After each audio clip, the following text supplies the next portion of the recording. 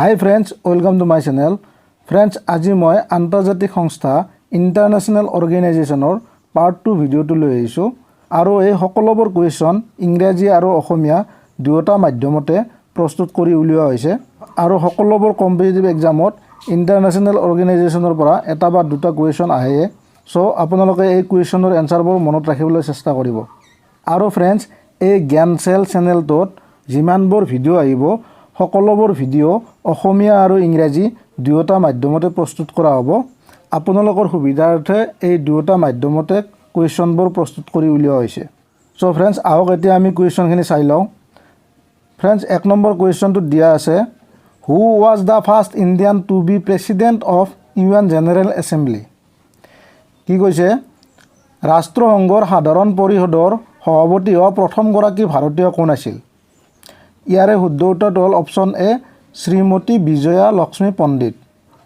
Friends এইফালে ইংলিছত কুৱেশ্যনবোৰ আছে আৰু এইফালে অসমীয়াত আছে এক্সপ্লেনেশ্যনবোৰো দুয়োটা মাধ্যমতে দিয়া আছে ইংলিছ আৰু অসমীয়া আপোনালোকে এক্সপ্লেনেশ্যনবোৰ ভিডিঅ'টো পজ কৰি চাই ল'ব পাৰিব আপোনালোকে পাৰিলে এক্সপ্লেনেশ্যনবোৰ চাব কাৰণ এক্সপ্লেনেশ্যনবোৰৰ পৰাও বহুত কুৱেশ্যনৰ এনসাৰ পোৱা যায় নেক্সট কুৱেশ্যনটো চাব নেক্সট 2 নম্বৰ কুৱেশ্যনটো দিয়া আছে The International Court of Justice is located at কি কৈছে আন্তৰ্জাতিক ন্যায়ালয়ৰ স্থান আন্তৰ্জাতিক ন্যায়ালয়খন ক'ত আছে ইয়াৰে শুদ্ধ উত্তৰটো হ'ব অপশ্যন বি হেগ হেগত আছে দা হেগ বুলিও কয় আৰু হেগ কোনখন দেশত আছে হেগখন আছে নেদাৰলেণ্ডত আছে নেক্সট 3 নম্বৰ কুৱেশ্যনটো চাব 3 নম্বৰ কুৱেশ্যনটোত দিয়া আছে Vietnam join the UN in the year Vietnam দেশখনে ৰাষ্ট্ৰসংঘত কেতিয়া যোগদান কৰিছিল ইয়াৰে শুদ্ধ উত্তৰটো হ'ব অপশ্যন এ 1977 চনত নেক্সট কুৱেশ্যনটো চাব নেক্সট 4 নম্বৰ কুৱেশ্যনটোত দিয়া আছে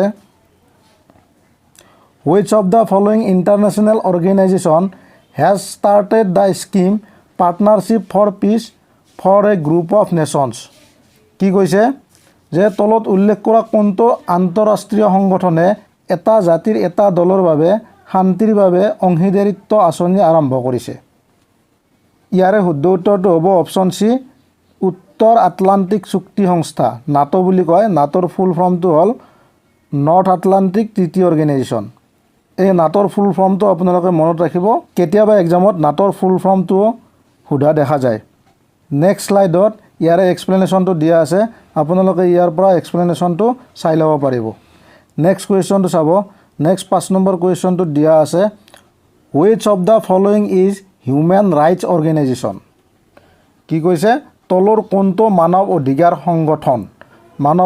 সংগঠন কোনটো সুধিছে ইয়াৰে শুদ্ধ উত্তৰটো হ'ল option D Amnesty international friends এই এমনেষ্টি ইণ্টাৰনেশ্যনেলৰ ওপৰত আৰু কুৱেশ্যন আমি পাৰ্ট 1 ভিডিঅ'ত আলোচনা কৰিছোঁ আপোনালোকে যদি পাৰ্ট 1 ভিডিঅ'টো চোৱা নাই তেতিয়াহ'লে এই ভিডিঅ'টোৰ ডেছক্ৰিপশ্যনত গৈ পাৰ্ট 1 ভিডিঅ'টো আপোনালোকে চাই ল'ব পাৰিব আৰু এই এমনেষ্টি ইণ্টাৰনেশ্যনেল ক'ত অৱস্থিত লণ্ডনত অৱস্থিত ইউনাইটেড কিংডম মানে ইংলেণ্ডৰ লণ্ডনত অৱস্থিত নেক্সট কুৱেশ্যনটো চাব নেক্সট 6 নম্বৰ কুৱেশ্যনটোত দিয়া আছে the headquarters of the international red cross is situated in কি কৈছে আন্তৰ্জাতিক ৰেড ক্ৰছৰ মুখ্য কাৰ্যালয় ক'ত অৱস্থিত ইয়াৰে শুদ্ধ উত্তৰটো হ'ল অপশ্যন ডি জেনেভা ক'ত আছে জেনেভা আছে ছুইজাৰলেণ্ডত নেক্সট কুৱেশ্যনটো চাব নেক্সট 7 নম্বৰ কুৱেশ্যনটোত দিয়া আছে the headquarters of international atomic energy agency is located in কি কৈছে আন্তঃৰাষ্ট্ৰীয় পাৰমাণৱিক শক্তি সংস্থাৰ মুখ্য কাৰ্যালয় ক'ত অৱস্থিত ইয়াৰে শুদ্ধ উত্তৰটো হ'ল অপশ্যন এ ভিয়েনা কোন দেশত আছে ভিয়েনা আছে অষ্ট্ৰিয়া নেক্সট কুৱেশ্যনটো চাব নেক্সট 8 নম্বৰ কুৱেশ্যনটোত দিয়া আছে headquarters of the world health organization is located at বিশ্ব স্বাস্থ্য সংস্থাৰ মুখ্য কাৰ্যালয় ক'ত অৱস্থিত বুলি সুধিছে ইয়াৰে শুদ্ধ উত্তৰটো আপোনালোকে নিশ্চয় জানে ইয়াৰে শুদ্ধ উত্তৰটো হ'ব অপশ্যন এ জেনেভা ছুইজাৰলেণ্ডৰ জেনেভাত অৱস্থিত নেক্সট কুৱেশ্যনটো চাব নেক্সট 9 নম্বৰ কুৱেশ্যনটোত দিয়া আছে Amnesty International has its headquarters at Amnesty International মুখ্য কাৰ্যালয় ক'ত আছে সুধিছে গতিকে অলপ আগতে মই কৈ আহিছোঁ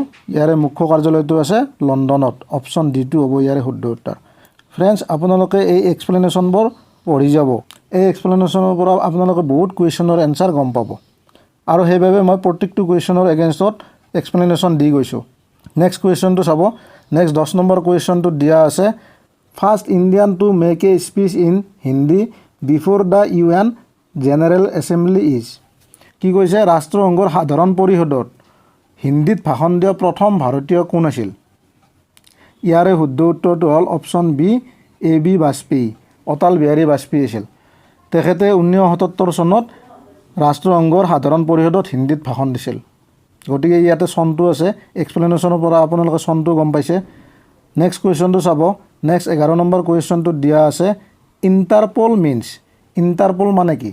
ইণ্টাৰপল মানে আমি সকলোৱে জানো ইণ্টাৰনেশ্যনেল ক্ৰিমিনেল পুলিচ অৰ্গেনাইজেশ্যন। গতিকে অপশ্যন বিটো হ'ব ইয়াৰে শুদ্ধ উত্তৰ, আন্তঃৰাষ্ট্ৰীয় অপৰাধ আৰক্ষী সংস্থা। নেক্সট কুৱেশ্যনটো চাব। নেক্সট 12 নম্বৰ কুৱেশ্যনটোত দিয়া আছে the number of principal organs of UNO is. কি কৈছে ৰাষ্ট্ৰসংঘৰ প্ৰধান অংগসমূহৰ সংখ্যা কিমান? ইয়াৰে শুদ্ধ উত্তৰটো হ'ব অপশ্যন চি 6। 6টা প্ৰধান অংগ আছে ৰাষ্ট্ৰসংঘৰ, আৰু সেই 6টা হ'ল 1 নম্বৰটো হ'ল জেনেৰেল এছেম্বলি, 2 নম্বৰ ছিকিউৰিটি কাউন্সিল, তাৰপিছত আছে ইকনমিক এণ্ড ছ'চিয়েল কাউন্সিল, তাৰপিছত আছে trusteeship council, international court of justice আৰু UN ছেক্ৰেটেৰিয়েট। ইয়াতে অসমীয়াত দিয়া আছে, আপোনালোকে অসমীয়াটো চাই ল'ব পাৰিব। নেক্সট কুৱেশ্যনটো চাব। নেক্সট 13 নম্বৰ কুৱেশ্যনটোত দিয়া আছে the working languages of the UNESCO is R. কি কৈছে ইউনেস্কোৰ কৰ্মভাষাসমূহ কি কি? মানে ইউনেস্কোৰ কেইটা কৰ্মভাষা আছে? ইউনেস্কোৰ 6টা কৰ্মভাষা আছে, তাতে ইয়াতে অপশ্যনত 3টা দিছে। ইয়াৰে অপশ্যন ডিটো শুদ্ধ, ইংৰাজী, ফৰাচী, ৰাছিয়ান, আৰু বাকী 3টা হ'ল এৰাবিক, চাইনিজ, স্পেনিছ। গতিকে আপোনালোকে এই 6টা লেংগুৱেজ মনত ৰাখিব, কাৰণ ইয়াতে এই 3টা দিছে। নেক্সট কুৱেশ্যনত হয়তো বাকী 3টাও সুধিব পাৰে। গতিকে এই লেংগুৱেজ 6টা আপোনালোকৰ জানা থাকিলে ইউনেস্কোৰ কৰ্মভাষাসমূহ আপোনালোকে গম পাই যাব। তাৰে ওপৰত যি কুৱেশ্যনে নকৰক আপোনালোকে এনচাৰ কৰি আহিব পাৰিব। নেক্সট কুৱেশ্যনটো চাব। নেক্সট 14 নম্বৰ কুৱেশ্যনটোত দিয়া আছে the headquarters of UN is located in. ৰাষ্ট্ৰসংঘৰ মুখ্য কাৰ্যালয়টো ক'ত অৱস্থিত? আপোনালোকে নিশ্চয় জানে, এইটো অপশ্যন চি হ'ব উত্তৰ, নিউয়ৰ্কত অৱস্থিত। আমেৰিকা যুক্তৰাষ্ট্ৰৰ নিউয়ৰ্ক চহৰত ৰাষ্ট্ৰসংঘৰ মুখ্য কাৰ্যালয়টো অৱস্থিত। নেক্সট কুৱেশ্যনটো চাব। নেক্সট 15 নম্বৰ কুৱেশ্যনটোত দিয়া আছে the 5 permanent members of UN security councillor. ৰাষ্ট্ৰসংঘৰ নিৰাপত্তা পৰিষদৰ 5টা স্থায়ী সদস্য আছে, মানে 5খন দেশৰ ৰাষ্ট্ৰসংঘৰ নিৰাপত্তা পৰিষদত স্থায়ী সদস্য আছে। সেই 5খন দেশৰ কথা সুধিছে। সেই 5খন দেশ আপোনালোকে নিশ্চয় জানে, China, France, USSR, UK and USA। USSR মানে ৰাছিয়া। গতিকে চাইনা, ফ্ৰান্স, ৰাছিয়া, UK আৰু USA। আৰু আপোনালোকে জানে যে নিৰাপত্তা পৰিষদেই হ'ল ৰাষ্ট্ৰসংঘৰ মেইন। এই 5খন দেশৰে দপদপনি ৰাষ্ট্ৰসংঘত চলি থাকে। নেক্সট পেজত ইয়াৰ এক্সপ্লেনেশ্যনটো দিয়া আছে, ইয়াতে এক্সপ্লেনেশ্যনটো চাই ল'ব। নেক্সট কুৱেশ্যনটো চাব। 16 নম্বৰ কুৱেশ্যনটোত দিয়া আছে which of the following is the headquarters of world trade organisation WTO। কি কৈছে বিশ্ব বাণিজ্য সংস্থাৰ WTOৰ মুখ্য কাৰ্যালয় ক'ত আছে? ইয়াৰে শুদ্ধ উত্তৰটো হ'ব অপশ্যন বি জেনেভা। ছুইজাৰলেণ্ডত জেনেভাত আছে। ছুইজাৰলেণ্ডৰ জেনেভাত বহুত ইণ্টাৰনেশ্যনেল অৰ্গেনাইজেশ্যনৰ হেডকোৱাৰ্টাৰ আছে। নেক্সট কুৱেশ্যনটো চাব। নেক্সট কুৱেশ্যনটোত দিয়া আছে when was the South Asian Association for Regional Cooperation SAARC formed. কি কৈছে দক্ষিণ এছিয়াৰ আঞ্চলিক সহযোগিতা সংস্থা SAARCৰ কেতিয়া গঠন কৰা হৈছিল? মানে SAARC কিমান চনত গঠন কৰা হৈছিল? SAARCৰ ওপৰত আমি বহুকেইটা কুৱেশ্যন 1 নম্বৰ ভিডিঅ'টোত আলোচনা কৰি আহিছোঁ, আৰু যদি সেই ভিডিঅ'টোৰ এক্সপ্লেনেশ্যন কোনোবাই চাইছে তেতিয়াহ'লে এই কুৱেশ্যনটোৰ এনচাৰো পাৰিব। ইয়াৰে শুদ্ধ উত্তৰটো হ'ল অপশ্যন এ 1985 চন। নেক্সট কুৱেশ্যনটো চাব। নেক্সট 18 নম্বৰ কুৱেশ্যনটোত দিয়া আছে the Economic and Social Commission for Asia and Pacific ESCAP is located at. কি কৈছে এছিয়া আৰু প্ৰশান্ত মহাসাগৰীয় অৰ্থনৈতিক আৰু সামাজিক আয়োগ এস্কেপ, এই এস্কেপখন ক'ত অৱস্থিত? ইয়াৰে শুদ্ধ উত্তৰটো হ'ব অপশ্যন ডি বেংককত অৱস্থিত। নেক্সট শ্লাইডত ইয়াৰে এক্সপ্লেনেশ্যনটো আছে, ইয়াৰ পৰা আপোনালোকে এক্সপ্লেনেশ্যনটো চাই ল'ব। নেক্সট কুৱেশ্যনটো চাব। নেক্সট 19 নম্বৰ কুৱেশ্যনটোত দিয়া আছে which of the following is a cultural organisation. তলৰ কোনটো সাংস্কৃতিক সংগঠন বুলি সুধিছে? এইটো আমি সকলোৱে জানো ইউনেস্কোটো হ'ল সাংস্কৃতিক সংগঠন। নেক্সট কুৱেশ্যনটো চাব। নেক্সট 20 নম্বৰ কুৱেশ্যনটোত দিয়া আছে the international township build near Pondicherry in India in collaboration with UNESCO is called. কি কৈছে? ভাৰতৰ পণ্ডিচেৰীৰ ওচৰত ইউনেস্কোৰ সৈতে ৰঙীন কৰি নিৰ্মাণ কৰা আন্তঃৰাষ্ট্ৰীয় চহৰখনৰ নাম হৈছে। মানে ভাৰতৰ পণ্ডিচেৰীত ইউনেস্কোৰ সৈতে লগ লাগি এখন চহৰ নিৰ্মাণ কৰিছে, সেই চহৰখনৰ নাম কি? ইয়াৰে শুদ্ধ উত্তৰটো হ'ল অপশ্যন বি, অৰ'ভিল। সেই চহৰখনৰ নাম হ'ল অৰ'ভিল। চ' ফ্ৰেণ্ডছ, আমি আজি এই ভিডিঅ'টোত 20টা ইণ্টাৰনেশ্যনেল অৰ্গেনাইজেশ্যনৰ খুব ইম্পৰ্টেণ্ট কুৱেশ্যন আলোচনা কৰিলোঁ। নেক্সট ভিডিঅ'ত আমি আৰু কিছুমান ইম্পৰ্টেণ্ট কুৱেশ্যনছ আলোচনা কৰিম। আৰু ফ্ৰেণ্ডছ, মোৰ চেনেলটোলৈ যদি আপোনালোক নতুনকৈ আহিছে, ছাবস্ক্ৰাইব কৰিব আৰু বেল আইকনটো প্ৰেছ কৰি দিব। আৰু যদি ভিডিঅ'টো চাই ভাল লাগিছে, লাইক কৰিব, শ্বেয়াৰ কৰিব আৰু কমেণ্ট কৰিব। Thanks for ৱাটছিং।